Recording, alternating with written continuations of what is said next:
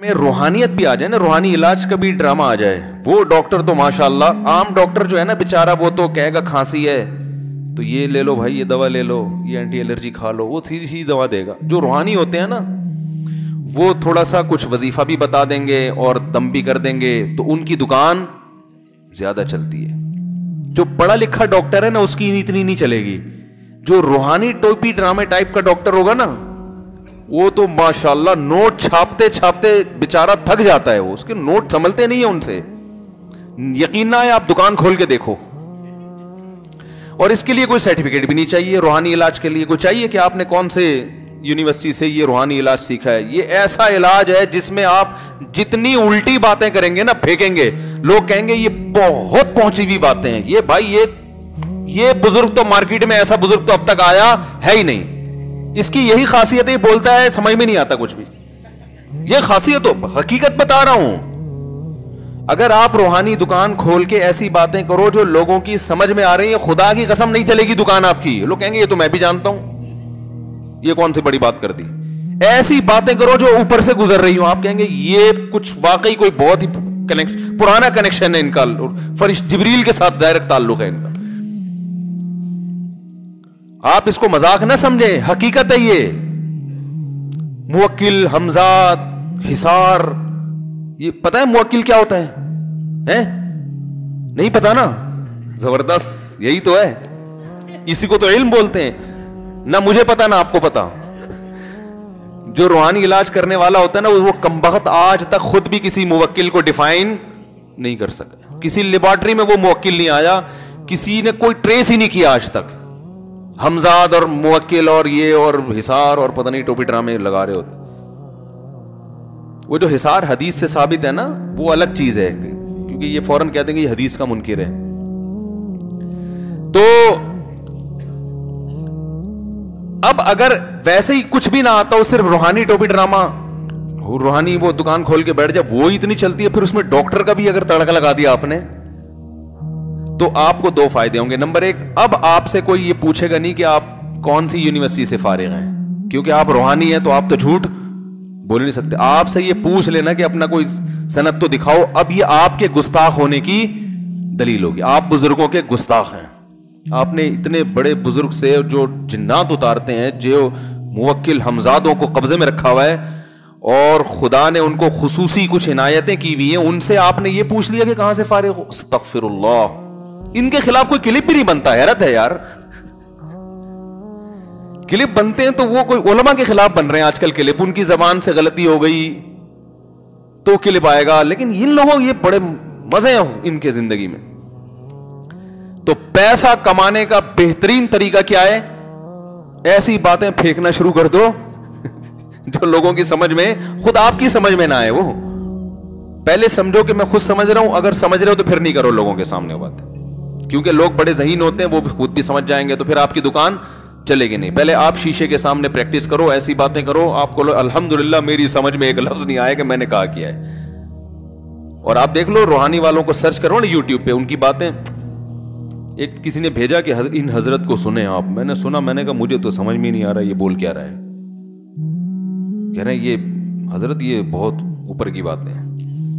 میں نے کہا جب ہم اس زمین میں رہتے ہیں نا تو اسی زمین کی باتیں کرو ہمارے سامنے. ہاں, اوپر کی باتیں اللہ کے نبی کر کے چلے گئے, جنت جہنم کی باتیں وہ کافی ہیں ہمارے لیے, اس کے علاوہ ہمیں دائیں بائیں جانے کی ضرورت نہیں ہے. تو وہ ڈاکٹر صاحب نے بتایا کہ وہ جو روحانی تھے, ڈاکٹر بھی ہیں وہ, ان کا میں نے پھر نام لکھا یوٹیوب پہ آ گیا سامنے نا. تو وہ مریدوں کو بیٹھ کے نا, اچھا وہ پیشنٹس اور مریضوں کا رش لگا ہوا ہے. اچھا یہ ڈاکٹر چلے گئے, انہوں نے یہ نہیں بتایا کہ میں ڈاکٹر ہوں. تو کہہ رہے ہیں وہ کیا کر رہا ہے. ایک مرید نے کہا کہ میرے گھٹنوں میں درد ہوتا ہے. تو انہوں نے کہا کہ آپ ایسا کریں, دہی لیں, اس میں چونا ملائیں, چونا 1 چمچ چونا. اور پھر کچھ سوچ میں پڑ گئے نا, جیسے وہاں سے کچھ ہدایات لے رہے ہوں, فرشتہ سمجھا رہا ہو, اب بتانا یہ کرنا. اور لوگ ہاتھ پاؤں چوم رہے ہیں. انہوں نے کہا حضرت چونا ملا کے کون سا, یہ جو کتھا پان والا؟ ابے نہیں, یہ والا نہیں, وہ والا چونا جو دیواروں پہ کرتے ہیں. ایسے کانفیڈنس کے ساتھ. وہ ڈاکٹر کہہ رہے دہی چونے کا گھٹنوں سے کوئی تعلق دیکھو اگر دہی چونے کا گھٹنے سے تعلق ہوتا نا تو پھر لوگ اس سے عقیدت نہ رکھتے. لوگ کہتے ہیں یہ تو سارے ڈاکٹر کہتے ہیں دہی کو چونے میں ملا کے کھاؤ تو گھٹنے صحیح ہو جاتے. یہ ایسی چیز مارکیٹ میں لائے گا جو کسی کو بھی آج تک کائنات میں پتہ ہی نہ ہو. پتہ نہیں کیا کر دو گے, چونا ملا کے دہی سے کھائے گا, وہ کیا ہو جائے گا بھائی اللہ کے بندو. اب یہ بھی نہیں پتا کہ بجھا ہوا چونا, یا اللہ کرے بغیر بجھا ہوا چونا کھلایا ہو, ایک ہی دفعہ کھائے دوبارہ اس کے پاس جانے کے قابل نہ رہے. تو چونے کی 2 ٹائپس ہیں نا. اصل میں تو یہ چونا لگا رہے, مشورہ اس کو دے رہے کہ تم چونا اس میں رکھ. تو وہ مریدین جناب وہ چونا کھا رہے ہوں گے بیٹھ کے دہی میں ملا کے. ہائے ہائے. ایک حکیم صاحب کا میرے پاس فون آیا کہ میرا یوٹیوب پہ چینل ہے, یعنی یہ جو آرگینک دوائیں ہیں نا, یہ جو حکیموں کی ہوتی ہیں آرگینک ہی ہوتی ہیں, ان کی معجون است خدوس اور وہ خمیرہ گاؤ زبان ٹائپ کی چیزیں. تو میرا چینل ہے لیکن میں حکیم ہوں نہیں, تو میرے لیے چینل سے کمانا جائز بھی ہے یا نہیں ہے؟ میں نے کہا چلو اتنا نیک آدمی ہے کہ مجھ سے پوچھ تو لیا. لوگوں کو تو نہیں بتا رہا, لیکن اس نے کہا کہ یار ایسا نہ ہو کہ. تو میں نے کہا جب آپ حکیم نہیں ہیں تو پہلی بات اپنے چینل سے اپنے نام کے ساتھ حکیم ہٹائیں, یہ دھوکہ ہے. آپ نے باقاعدہ کسی حکیم سے پڑھا نہیں ہے یا کسی یونیورسٹی سے پڑھا نہیں ہے.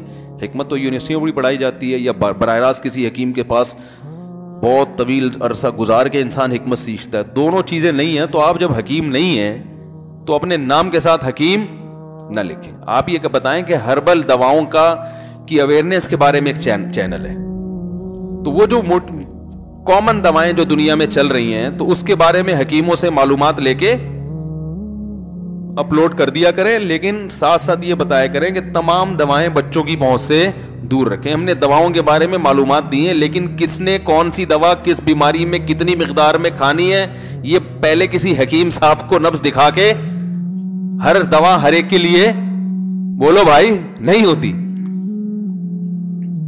وہ لسن ہے نا, لسن سارے حکیم کہتے ہیں اور ڈاکٹر بھی کہتے ہیں کہ لسن جو ہے یہ دل کے لیے اچھا ہے, کولیسٹرول کو کیا کرتا ہے ختم. اب آپ یوٹیوب پہ جائیں لسن کے بارے میں ریسرچ کریں, یہ پوری رپورٹیں آ جائیں گی. لسن کولیسٹرول کاٹتا ہے, لسن یہ کرتا ہے, لسن وہ کرتا ہے. لیکن اب آپ نے کسی حکیم یا ڈاکٹر کے مشورے کے بغیر خود لسن کھانا شروع کر دیا تو عین ممکن ہے آپ بھی لسن کی طرح باریک ہو جائیں گے. کیونکہ جس آدمی کی باڈی میں کولیسٹرول نہیں ہے, باریک باریک ہے نا, کراچی کے لوگ تو پہلے ہی ماشاءاللہ باریک باریک ہیں. آپ کو تو ضرورت ہے کولیسٹرول کی, یا آپ کو تو ضرورت ہے فیٹ کی. لسن تو فیٹ کو ختم کرتا ہے.